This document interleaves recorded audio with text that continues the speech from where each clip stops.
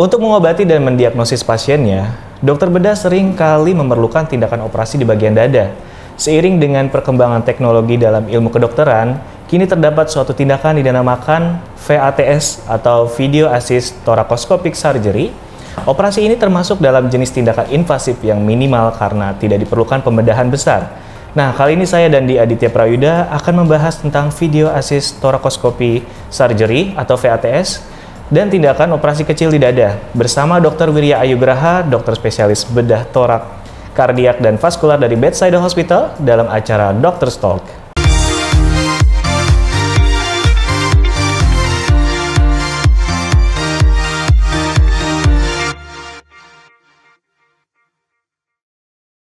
Baik, langsung saja kita ke narasumber pada hari ini, yaitu Dr. Wirya Ayugraha sudah hadir bersama kita. Halo dokter, apa kabar? Selamat sore. Kabar baik lagi. Bagaimana dok? Saat ini sibukannya masih seperti biasa? Iya, lumayan ya. Lumayan. Makin lama pasien makin banyak ternyata di sini. Jadi berita baik ya dok ya sebenarnya. Artinya makin banyak yang bisa ditolong. Makin banyak yang bisa ditolong, berkah sekali. Baik dokter, sebelum kita bahas ke VATS-nya langsung, kita mungkin ke basic-nya dulu. Apa itu bedah torak? Bisa dijelaskan dok kira-kira?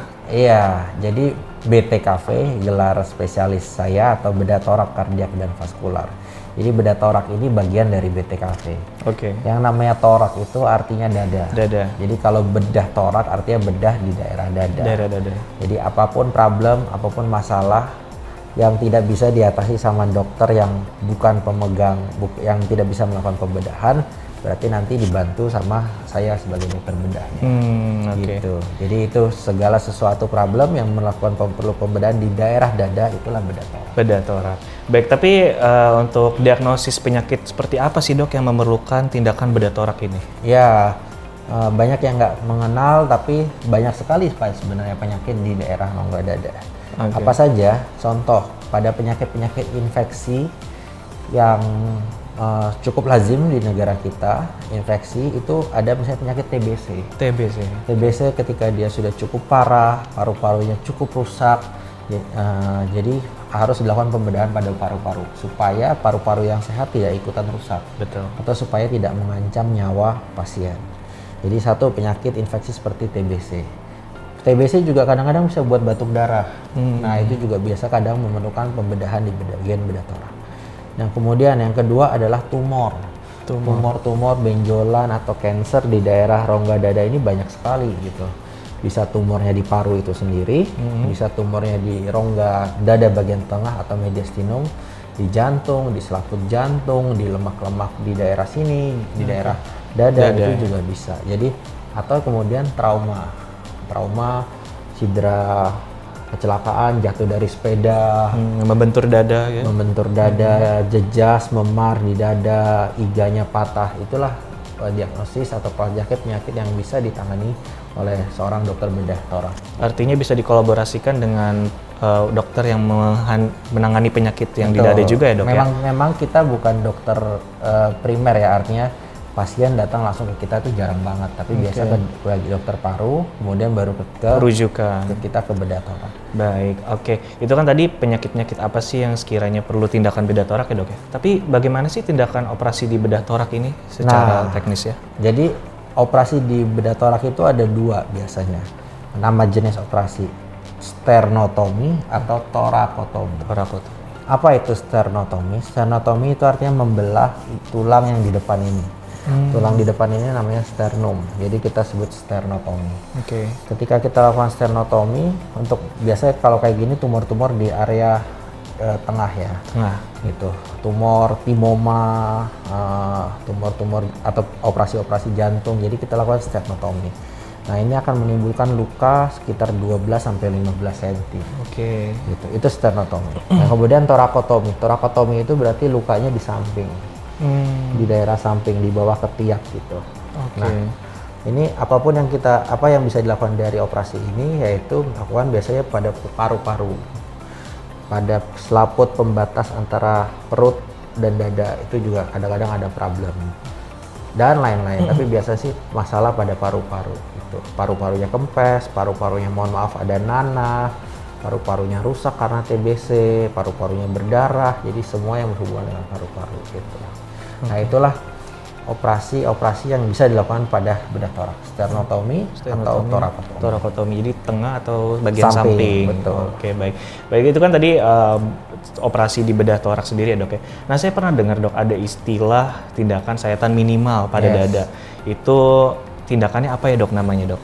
Nah itu yang disebut dengan VATS. Oke. Jadi VATS ini singkatan dari Video Assisted Thoracoscopic Surgery. Jadi begitu. Nah ketika kita melakukan VATS, artinya kita melakukan operasi dengan bantuan kamera. Mata kita akan diganti sama kamera gitu. Itu yang pertama. Yang kedua, instrumen kita berarti menggunakan instrumen yang panjang-panjang. Biasa kan kalau biasa operasi misalnya instrumen pinset, gunting segala macam pendek. Tapi kalau ketika pakai VATS kita jadi panjang. Kenapa? Karena dengan melakukan VATS atau dibantu kamera, luka kita menjadi sangat-sangat kecil.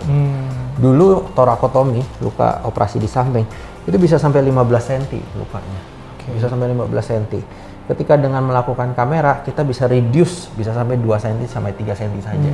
Bisa dikurangi. Bisa dibandingin kan, 15 cm sama 3 cm. 3 cm ya, cukup jauh. Nah, ketika kita dengan kamera, kita nggak bisa pakai instrumen yang biasa, kita perlu pakai instrumen yang panjang. Dan yang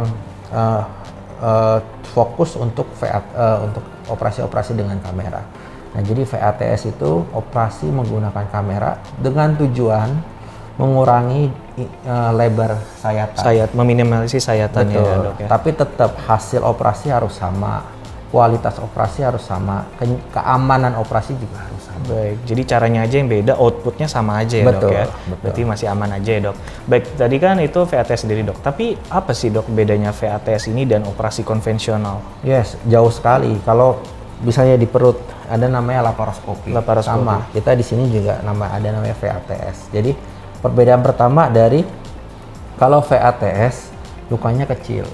2 cm atau 3 cm. Kalau konvensional 15 cm. Oke, itu perbedaan awal.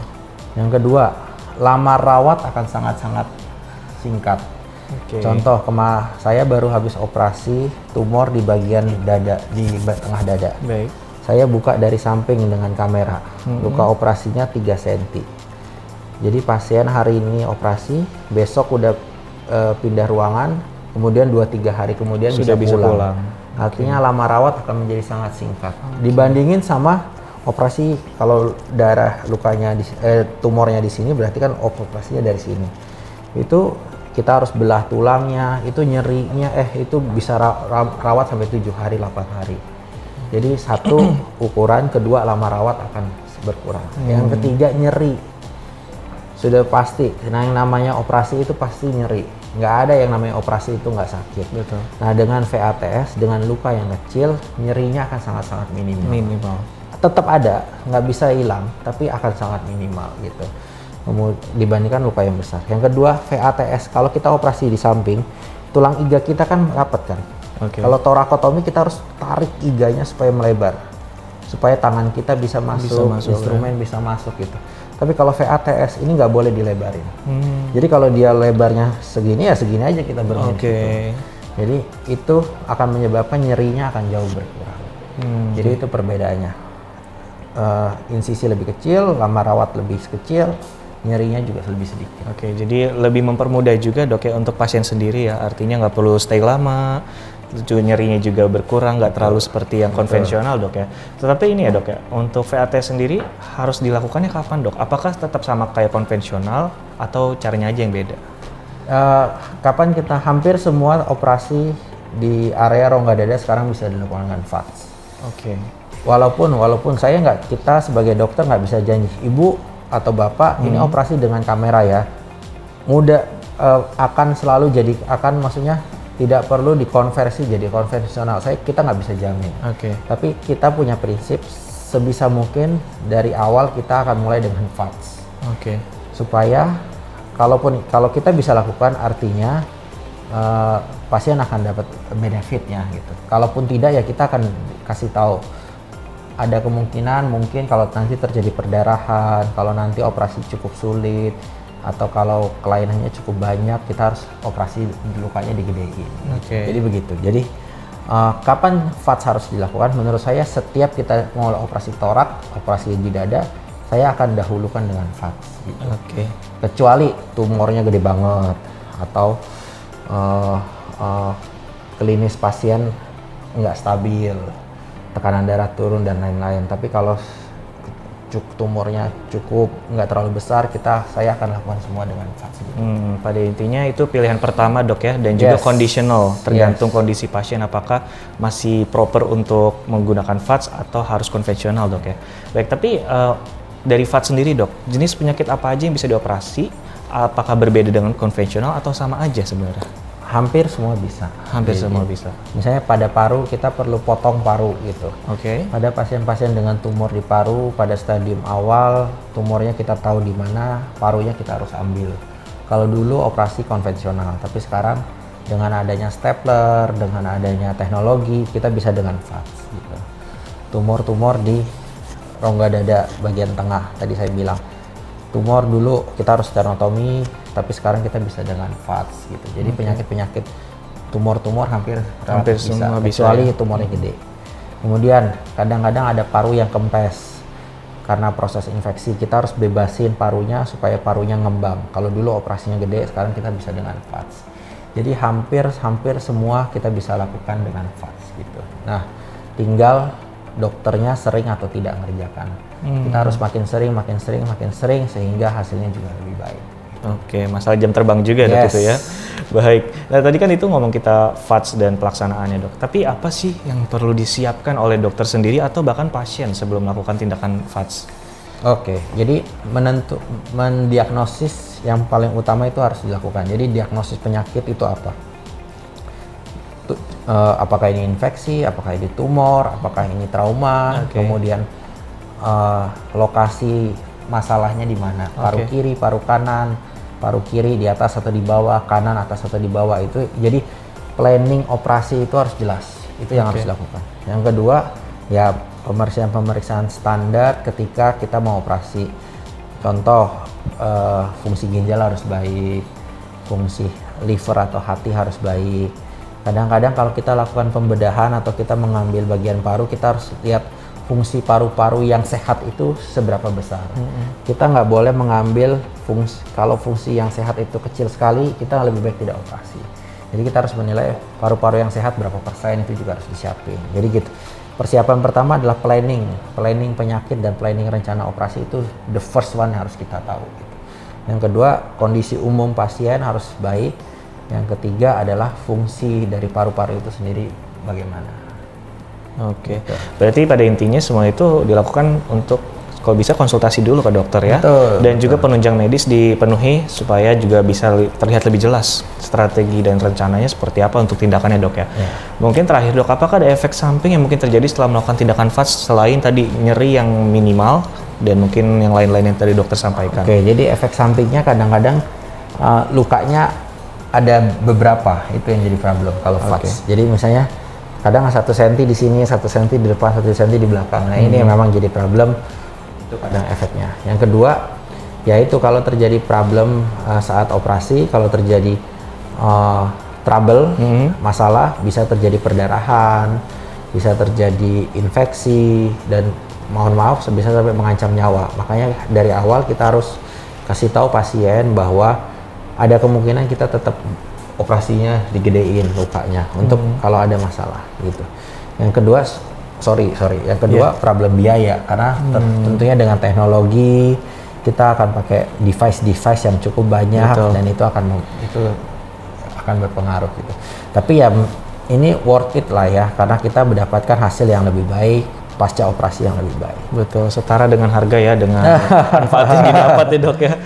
Baik dokter, mungkin itu saja kira-kira pembahasan pada kali ini untuk sahabat Betsaida. Dokter, terima kasih banyak untuk waktu dan materi yang sudah disampaikan. Semoga bermanfaat buat sahabat Betsaida semua. Nah demikian juga tadi ngobrol seru kita bareng Dr. Wirya seputar VATS atau Video Assisted Thoracoscopic Surgery, tindakan operasi kecil di bagian dada. Untuk sahabat Betsaida yang ingin bertanya seputar dunia kesehatan, bisa tuliskan pertanyaannya di kolom komentar. Jangan lupa juga untuk like dan subscribe juga YouTube channel Betsaida Hospital. Jaga selalu kesehatan kamu, tetap patuhi protokol kesehatan. Salam sehat, Bed Saidah bersamamu.